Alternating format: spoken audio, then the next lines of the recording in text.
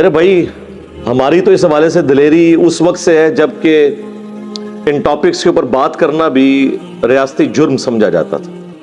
یعنی 8 سے 10-12 سال پہلے کی بھی آپ میری ویڈیوز دیکھیں تو میں نے ہمیشہ ایکسٹرا جوڈیشل ایکٹیویٹیز جو ہیں ماورائے عدالت کام، خواہ وہ کوئی مذہبی جماعت کرے توہین مذہب کے نام کے اوپر، یا کوئی ریاستی ادارہ حب الوطنی کے نام کے اوپر، میں نے ہمیشہ ڈنکے کی چوٹ پہ اس کی مذمت کی ہے اور آج تک کر رہا ہوں. آج کل تو فیشن بن گیا ہے کیونکہ اب تو ریاستی پالیسی یہ بن چکی ہے، اسی کے تحت ضرب عضب اور رد الفساد، آپ کو پتہ ہے یہ 2 فوجی آپریشنز پاکستان میں شروع ہوئے.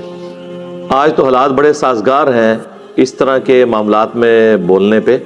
اس وقت جب کہ ہمارے ریاستی اداروں نے ان مذہبی جماعتوں کو، دہشت گرد تنظیموں کو گود لیا ہوا تھا امت کے اور پاکستان کے وسیع تر مفاد میں تو اس وقت بھی کہتا تھا کہ تواڈے گاٹے فٹ ہون گے، اور دیکھو پھر کیسے گاٹے فٹ ہوئے نے.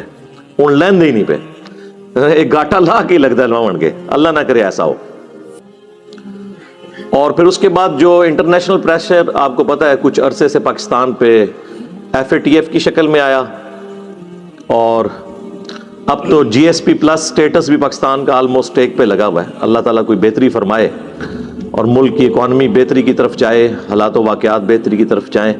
فی الوقت یعنی گراؤنڈ ریالٹیز تو یہی بتا رہی ہیں کہ مستقبل قریب میں کوئی حالات بہتر ہوتے مجھے تو نظر نہیں آ رہے. اللہ کرے کہ معاملہ کوئی بہتری کی طرف چلا جائے انشاءاللہ تعالی. اب یہ جو میرے بھائی جو کچھ ہوا اس کی جڑیں جو ہیں وہ بہت پرانی ہیں. 40 سال سے ہم نے اپنی غلط پالیسیز کی وجہ سے جو فصل بوئی تھی آج اس کا رزلٹ ہمارے سامنے ہے. ایک دن میں تو اتنی بڑی خرابی نہیں آتی، ایک دن میں تو دیمک نہیں چاٹتی، ایک دن میں تو زخم کینسر نہیں بن جاتا. اس کو وہ کہتے ہیں نا تھیندے تھیندے تھین جاندہ ہے بندہ. یہ وہ والا معاملہ ہوا ہے.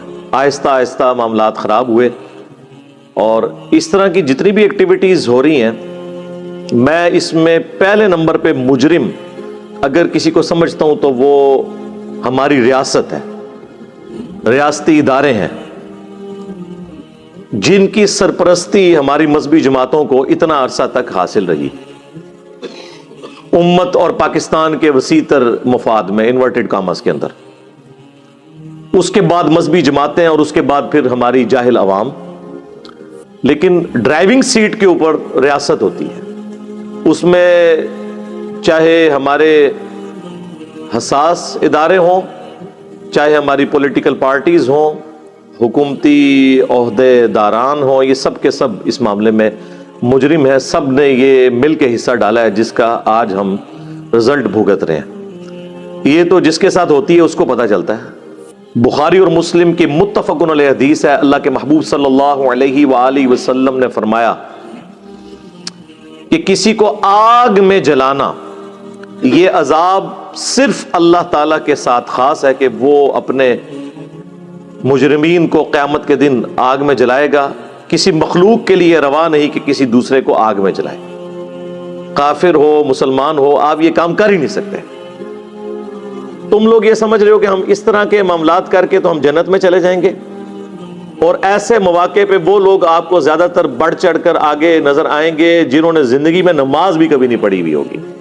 اس طرح کے کام کرنے میں، لوگوں کو قتل کرنے میں، املاک کو آگ لگانے میں، ATM مشینز لوٹنے میں، دنگا فساد کرنے میں، یہ سب سے آگے آپ کو نظر آئیں گے، کیونکہ ان کو پٹی یہ پڑھائی گئی ہے کہ یہ سب سے آسان ذریعہ جنت میں پہنچنے کا. اور بیوقوف نہیں ہے، سمجھدار ہیں. آج تک کسی شخص نے عشق رسول صلی اللہ علیہ وآلہ وسلم کے نام پر اپنی موٹر بائک کو آگ نہیں لگائی، اپنی گاڑی کو آگ نہیں لگائی ہے، دوسرے کو لگائی. لہذا آپ یہ بھی نہیں کہہ سکتے کہ کوئی بونگے ہیں، بہت سمجھدار ہیں. اور اس وقت ملک جس تباہی کے دہانے پہ پہنچ چکا ہے نا، میں سمجھتا ہوں کہ اگر اب بھی ہمارے بڑوں کو عقل نہ آئی تو یہ گلی گلی قتل و غارت ہوگا. ہمارے جو ریاستی اداروں کے بڑے ہیں، پولیٹیکل جماعتوں کے بڑے ہیں، انہوں نے تو زیادہ تر نے دوہری شہریت لی ہوئی ہے، دوسرے ملکوں میں انہوں نے بھاگ جانا ہوتا ہے ریٹائرمنٹ کے بعد۔ ہمیں پوری زندگی یہ لوگ حب الوطنی کے درس دیتے رہتے ہیں، نیشنلزم کے درس دیتے رہتے ہیں، پاکستان سے محبت، قومی ترانے یہ چلا چلا کے دماغ خراب کرتے رہتے ہیں، اور خود آپ دیکھ لیں یہ پرانے جتنے ڈکٹیٹر باہر گئے ہوئے ہیں، ہمیں آگ میں جھونک کے پرویز مشرف بھاگا ہوا ہے نا یہاں سے، دیکھ لیں۔ جب تک مر نہیں جاتے جان نہیں چھوڑتے۔ ضیاء الحق نے مر کے ہی جان چھوڑی ہے نا، ورنہ جو اس وقت پالیسیز اس نے سیٹ کی تھی، جو سعودیہ اور ایران کی پراکسی وار کو یہاں پہ سپورٹ کر کے، وہ آج تک ہم بھگت رہے ہیں۔ اب دیکھ لیں میڈیا کے اوپر کیا ساری گالیاں جو ہے وہ پولیٹیکل گورنمنٹس کو، پرائم منسٹر کو کھانی پڑ رہی ہیں، کیونکہ ہماری عوام کا جو ہے اتنا نالج تو ہے نہیں، ان کو پتہ ہی نہیں ہے کہ معاملات ٹوٹی کمند کہاں۔ جس طرح محرم کے دنوں میں بیٹھ کے سارے یزید کو رو رہے ہوتے ہیں، اور سسٹم تو پیچھے سے خراب ہوا ہے، اس کی کوئی بات ہی نہیں کرتا۔ یہ تو فیشن ہے نا یزید کو رو لینا، آسان بھی ہے، دوسرے پہ بات کرنا ذرا مشکل ہے۔ لیکن میں آپ کو بتاؤں، اللہ کا شکر ہے اب ہمارے ریاستی اداروں میں پالیسی شفٹ آیا ہے، ان میں اتنا حوصلہ پیدا ہو گیا ہے کہ انہیں اپنی غلطیوں کا احساس ہوا۔ جبھی تو کچھ عرصے سے ہمارے پرائم منسٹر صاحب کئی ملکوں کے دوروں پہ، پریس کانفرنسز کے دوران، انٹرویوز کے دوران اعلانیہ طور پہ یہ مان چکے ہیں کہ ہماری پرانی جو پالیسیز تھیں وہ بالکل غلط تھیں۔ یہ علیحدہ بات ہے کہ ہمارے ریاستی اداروں کے کیے ہوئے جرائم کی توبہ کا اعلان ہمارے پرائم منسٹر کو کرنا پڑ رہا ہے۔ یہ ہے دکھ کی بات۔ چلے پھر بھی ہم کہتے ہیں کہ ٹھیک ہے، پولیٹیکل گورنمنٹس کو ہی بوجھ اٹھانا چاہیے اداروں کی غلطیوں کا، لیکن ان کو بھی کچھ اس حوالے سے خیال کرنا چاہیے کہ وہ بھی مستقبل کے لیے اپنی کوئی جو ڈائریکشن ہے اس کو درست کر لیں۔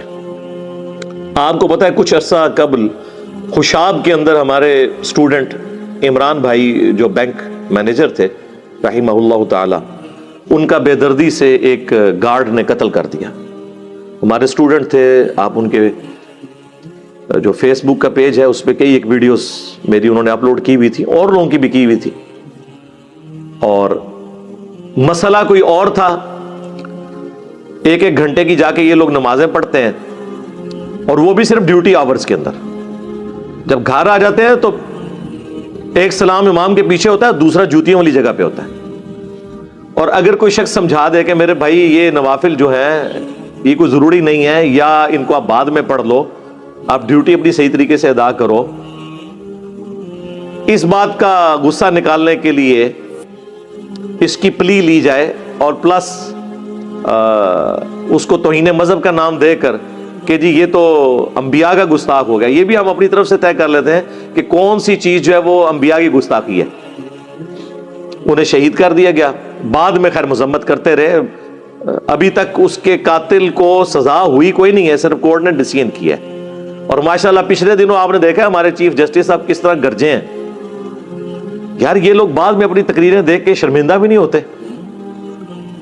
ان کے دعوے دیکھیں اور ان کی عدالتوں کے، میں کرتوت لفظ نہیں بولتا، کارنامے دیکھ لیں، آج تک کسی کو اس طریقے سے سزا نہیں ہوئی ہے۔ اور کسی اگر